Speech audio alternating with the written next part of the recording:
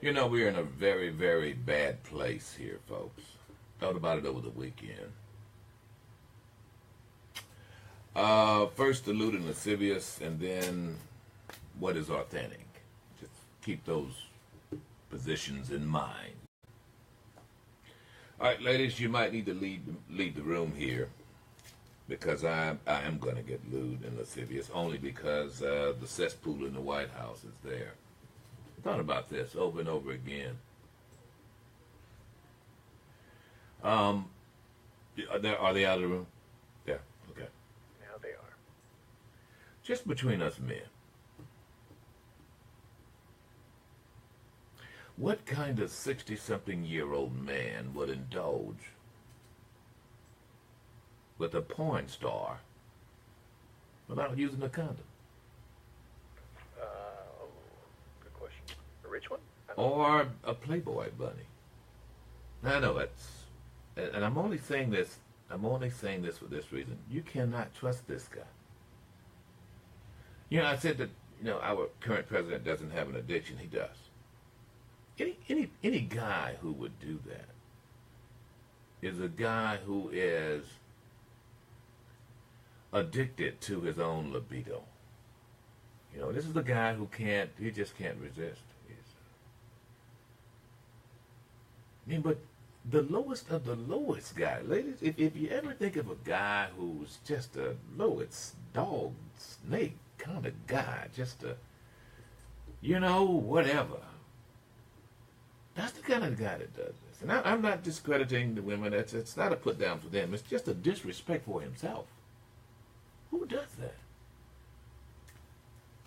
Who does that? And it is, as a man who's been around and come back, I'm going to tell you, it's not the kind of guy you trust around your sister, your mama, your 3-year-old daughter. I know, I told you it was disgusting, but for men out here, I mean, if you get your homeboys and all, bro, and your homeboys hook up with someone who is in that kind of reputation, you don't have a lot of respect for them. Yeah, I don't know if they're gonna be my homeboys. Well, you just don't have a lot of respect for a guy who would do that. Yeah. That's. In some circles, there are those who would say it's a bragging right. Now, but what I'm saying is, folks, it speaks to the character in the worst kind of way for me. It says to me that this guy cannot be trusted.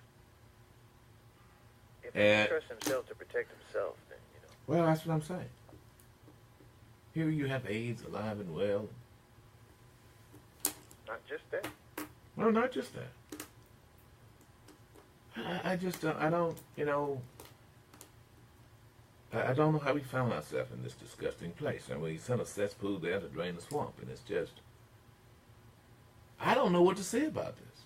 But as a man, and I hear this from these women, well, Rip, do you believe them? Let me tell you. I would believe a prostitute before I believe a John. I'm just telling you. Really? Oh, absolutely. Absolutely.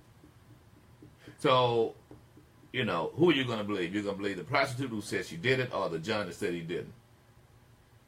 See, here's the key. It just, I guess it really is not a man's secret. This is a player secret. This is an experienced man's secret. How about that? You ready for this? What you got? A woman has no reason to say she did it with a man. She gets no points, really. In other words, if anything, especially a man who was not a very desirable guy. It's not, I had him. It's not something that ordinarily a woman really want to admit, particularly when he's someone like Donald John or Rip Daniels or Roe, for that matter. I mean, it's not something, you just don't want to admit that. And it's always been this way. But the John, let me just tell you this, for her to say that means something, but the John's going to deny, if that's right. Okay, no, I didn't. Yeah. In other words, I'm talking about with law enforcement. In other words, if you had to just come out,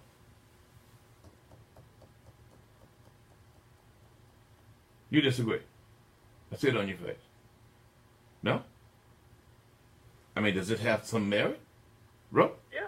I mean, I would think that the bragging right would come in if. Well, I'm talking about from the oldest known profession. I'm talking prostitution. And I told you, that's ladies. what I'm saying. Like if they got a John, right, and the John broke them off, something. You know what I'm talking about? I'm talking about money. You know what I'm saying?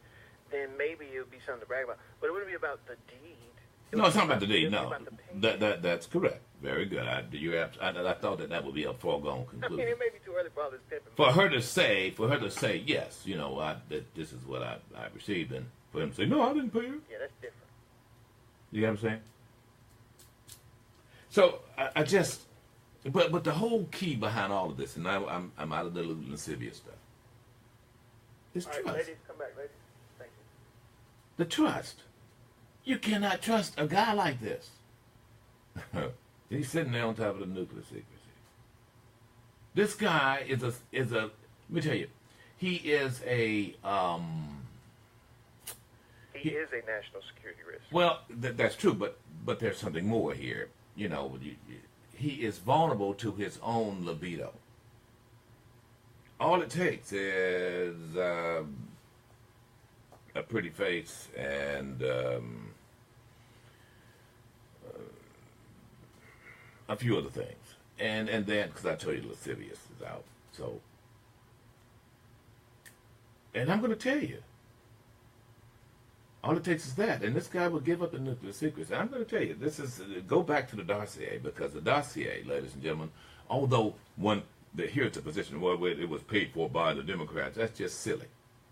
Whether it was paid for or not paid for, the point is can you solidify what it says? And most of it has been confirmed, even by Donald John's own bodyguard. I'm just saying.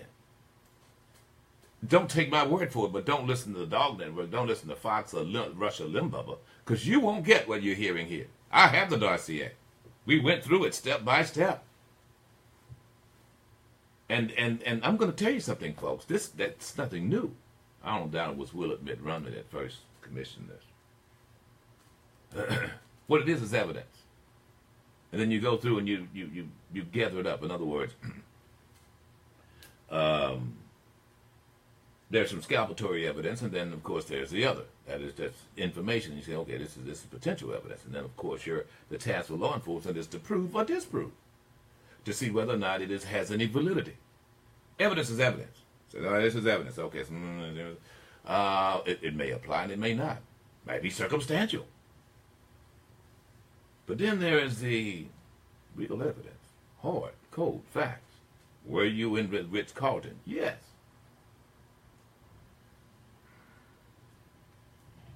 We're in a very bad place here. And I'm not talking about politics. I'm talking about just as a man. This guy is the kind of guy I have met, you know. And I'm not talking about business or anything. I'm just talking about this kind of man. And ladies, you have met this kind of man, and how any woman can convince herself that this guy is not that guy, merely for the sake of being a Republican or being on the winning team. How you could do that, just how you can ignore your own intuition. How any woman can ignore that tells me that you're as gullible as what he thinks you are. Because this kind of character exists somewhere 4 o'clock in the morning, you know, when the club is shutting down. That last call mentality. Or it's during a spring break where, you know, you just can't say no. You know, you find Miss Runchy. And then, look, don't get me wrong, she's far better than any man I've ever seen, I'm going to tell you that. All right, I'm getting to it. But I just thought about this, just as a man. I just thought, what kind of guy does this? Yeah. And there are guys who do this. Oh yeah, more guys now. Guys are aspiring to do this now. There are guys who do this, and those guys are really have an addiction to their own libido, an addiction to their own what they call needs, but actually it's something more than that. I just, God bless Melania. I wish her well, and I certainly hope she takes her penicillin. Right. All right, folks, let's get to it. You don't know what's fake and what's not, do you, America? I know you don't. And now it's become, even within the news circles, that's become the new fight. They're fake, I'm not. He's fake, I'm not. And I'm going to tell you, this seed of doubt has been sown by the current administration. And some of you have ate it up. You eat it up. You have. There's no doubt that journalists can get it wrong. They can. However, the quest up until this point, actually, throughout all networks as far as I'm concerned, the quest was, in fact, to get it right. Because when you got it wrong, just ask Dan Rather. He'll tell you. Just didn't go very well. You lose your credibility.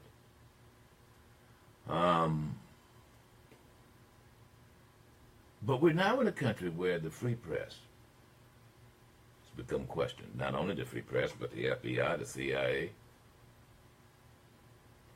even the United States military in some circles. But now, folks, I think that there are some of you are capitalizing on it. We don't know what is a fake activist and what's not. What is an activist, by the way? Would be the simplest question. Who's an activist and who's not an activist? I mean, as we approach the 50th anniversary of Reverend Dr. Martin Luther King Jr., was he an activist? By profession, he was a minister. He was a preacher. Yeah. What makes him an activist, one would ask. I know. Because we got into this some time ago. We got into this over the weekend with folks protesting there in Sacramento and so forth. You know, the brother of Clark, going into the city council room and chanting and taking over, literally. An activist. Well, let's on the basics is that an activist is active. He is acting upon something. He's acting all right. And he is giving action. How about that? Like the Community Action Agency, one could argue, because those were during the days of Donald Moffat and those folks. Let me just tell you, very, very active and getting action. Things actually get done, not just protest. If, in fact, any one of those individuals can get it done, whatever it is they want done, without having to participate in what's called civil disobedience, then they do that. The whole key of activists is action. It's getting something done. It's not just parading. It's not just getting on Facebook. It's not just throwing your hands up and blocking traffic here. It is actively getting something done without regard for your own safety in most cases. That is the key. Individuals who are so committed that they go out and they get something done. Individuals who feel so strongly, have such resolve about something that it doesn't matter whether or not they are standing on the Lorraine Hotel and catch a bullet. It matters more what they're fighting for. And in many cases, they're not fighting for themselves. They're not. Dr. Mason, Dr. Dunn could have just assumed had a nice little private practice, and never were found in the annals of history. Could have just assumed stayed home. Safely. Yeah. It wasn't a matter of how many hits they get on Facebook, how many friends, or how many people listen when they're on Facebook Live. It didn't measure anything. It didn't even matter how many people were following them, be it out on the beach or be it on a march, or how many people they treated at Selma. It didn't matter. By the way, Dr. Dunn was there at Selma at the Edmund Pettus Bridge. And very few people even knew it. Never bragged about it, never said so, just kind of. Wasn't about that. Wasn't about that at all. Most of the time that was the case. But yet they were on the front lines. An activist, ladies and gentlemen, is not out looking for any kind of glory. You see, an activist, is defined like my daddy defined leader. he would say that a leader is a person who goes his own way only to arrive there and discover that he was followed. An activist doesn't matter. It doesn't matter to them that they're being followed. How many people are behind them? They feel so strongly about whatever it is. They'll carry their own banner. And if you agree, you can join in. But they're not. Their reason for being active has nothing whatsoever to do whether you agree with them. Quite the contrary. They want to take action because action needs to be taken for the good of the whole and for themselves and their children.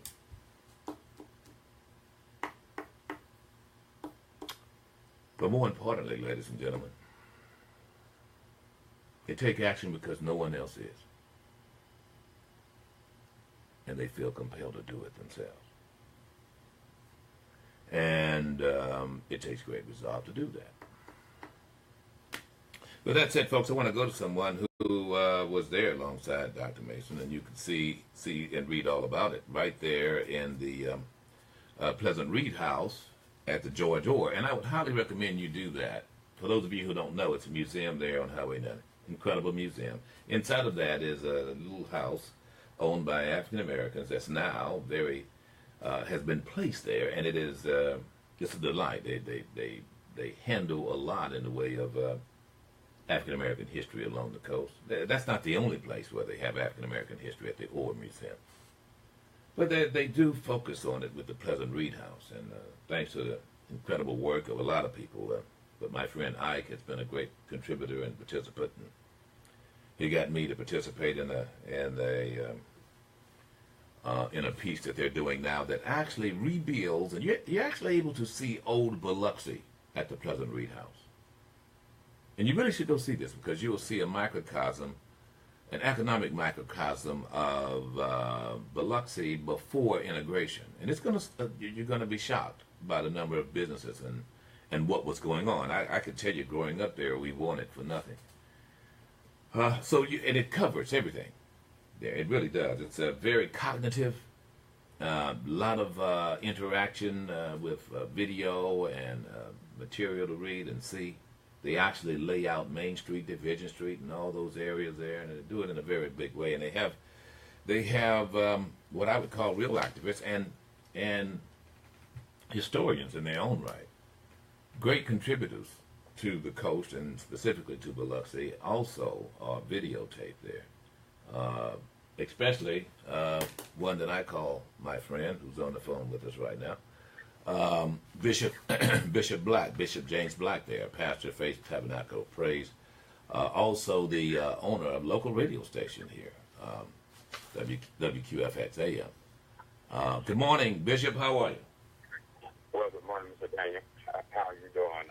I was just thinking about many people don't know that you were part of the state of Biloxi.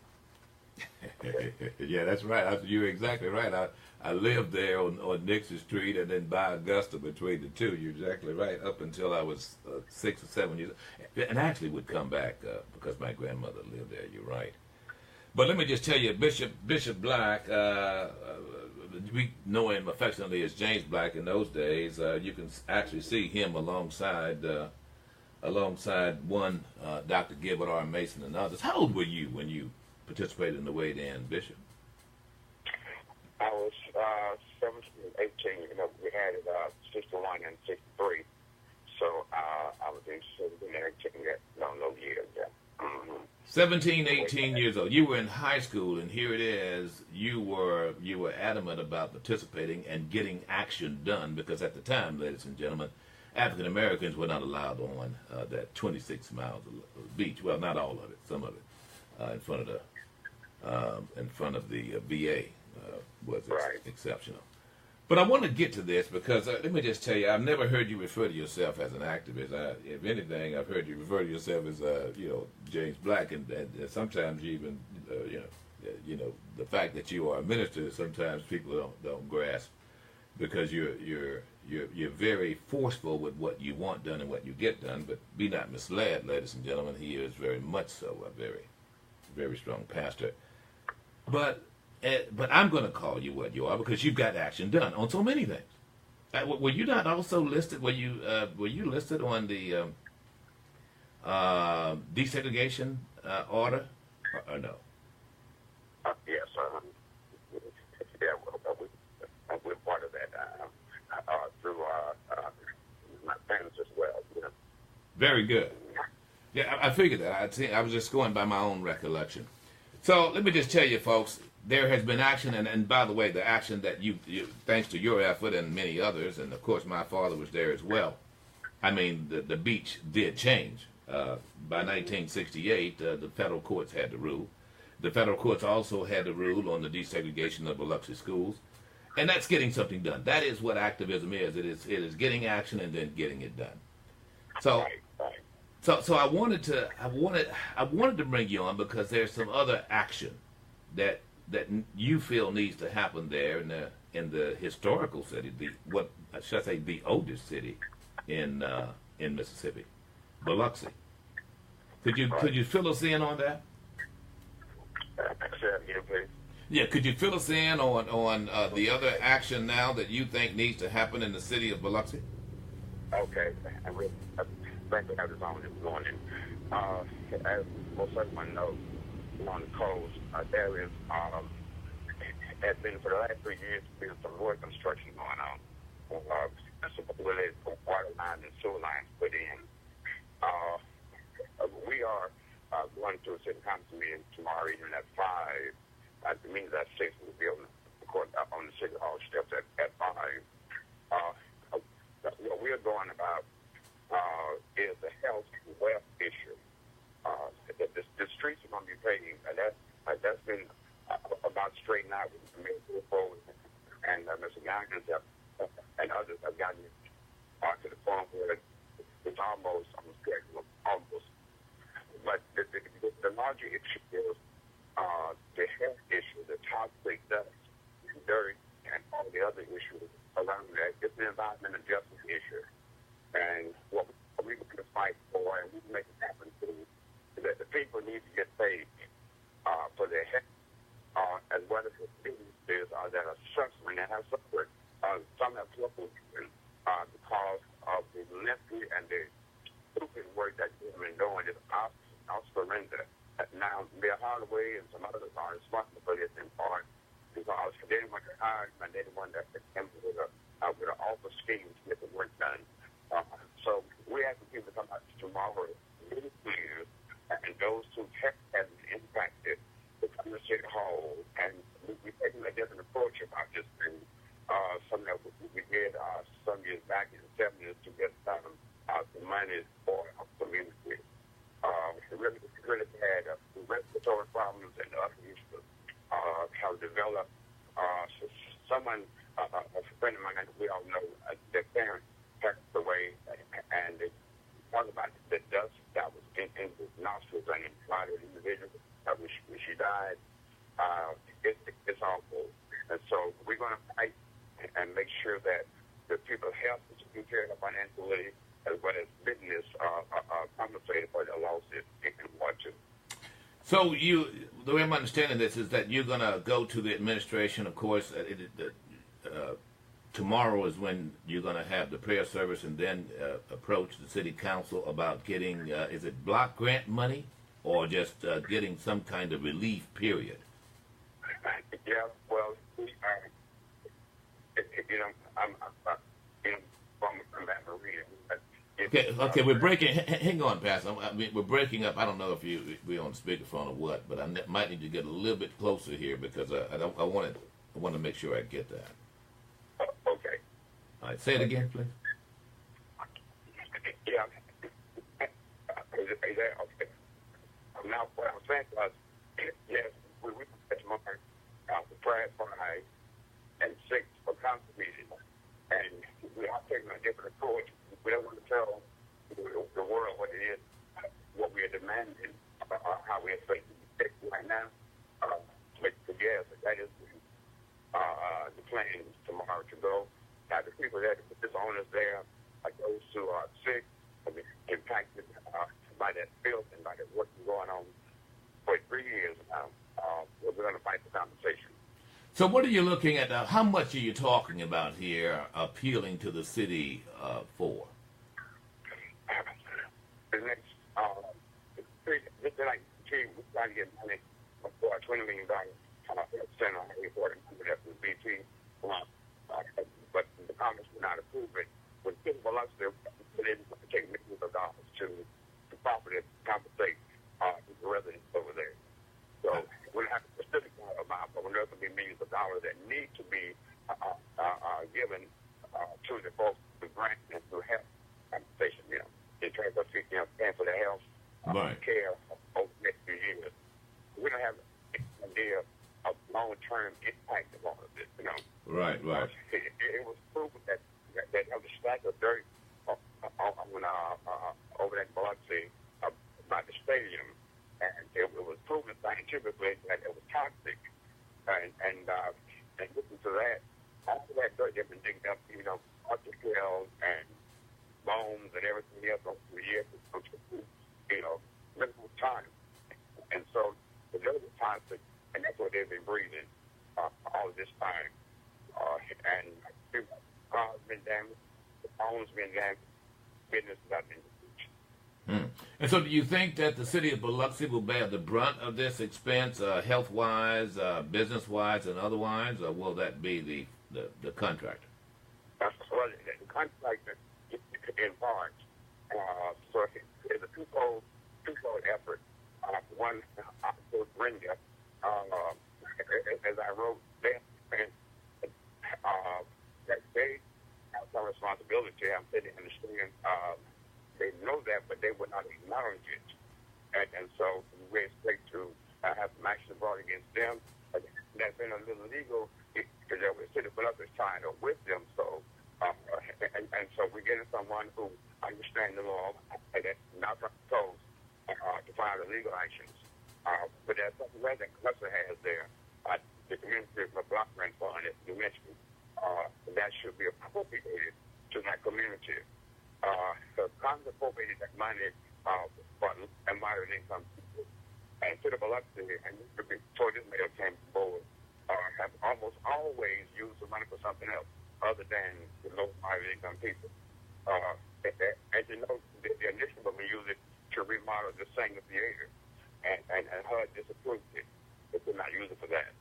And so we're coming in with Mr. Guy's help, and others, we're coming in to make sure that the people, that the money can be used henceforward, and it's a portion that to compensate the people in the community. And we're not just black folks that have been to me, from the children as well, who have suffered as a result of this disaster in Ward 2. Sounds good. Well, I wish you well. There's no doubt once you get behind it, dear, you always have the wind behind your sail, and you see it through to the end. That's what I guess real activists do. One last thing, I just want to ask you, this is a different story altogether.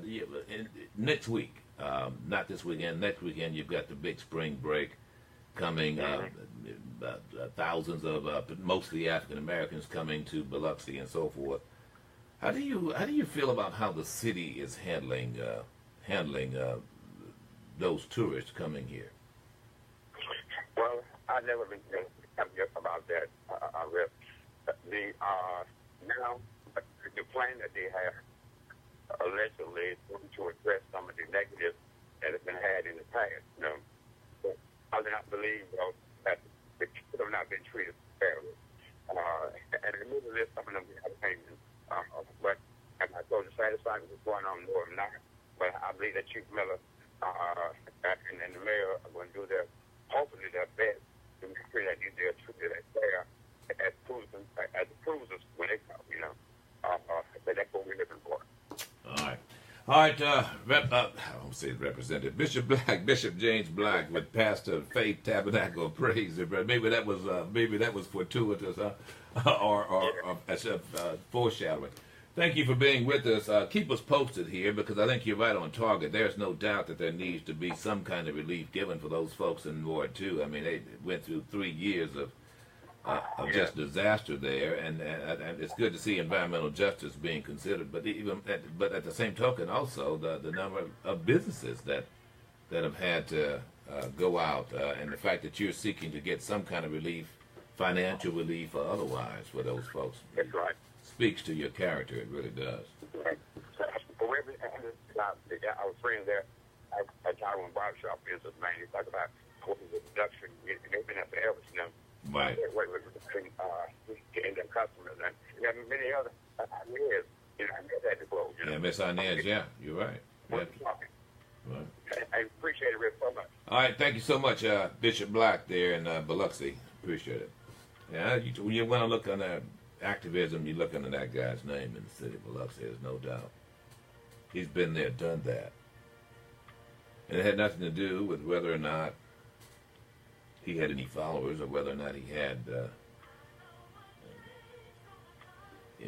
anyone saying nay. In other words, a lot of times folks, there are people who do things out of convenience or out of simply trying to get an amen. I mean, of course, he's a pastor, but trust me on this, he doesn't wait for an amen to tell the truth. Oh no, I just saw this come across my screen. Miss Winnie Mandela just passed, 81 years old. Incredible. While I was in South Africa, there was an interesting story about Miss Winnie. Also, I understand that Vladimir Putin has been invited to the White House by Donald John. That's according to the Kremlin. According to the Kremlin? Yeah. Really? Well, he doesn't travel much, one. I mean, I don't doubt this. He is the least... Dog, I make special trip to come see you all. I have been very much looking to look at inside of your White House. So you're going to paint the White House red? Maybe. We shall see. I would not doubt he would allow it. Oh, of course. You're talking about Yabby Dog. Yeah. Yes, he would not allow it. Yabby Dog. Hang on, Big Chief. It's Monday. We get caught up on all the stuff that happened over the weekend. We'll be back. It's about that time to get away. Make your reservations, pack your bags, and head on down to the coast. The Almanac Hotel and Bistro. Live music, entertainment, special events, and delicious, mouth-watering Cajun Creole cuisine. The Almanac Hotel and Bistro.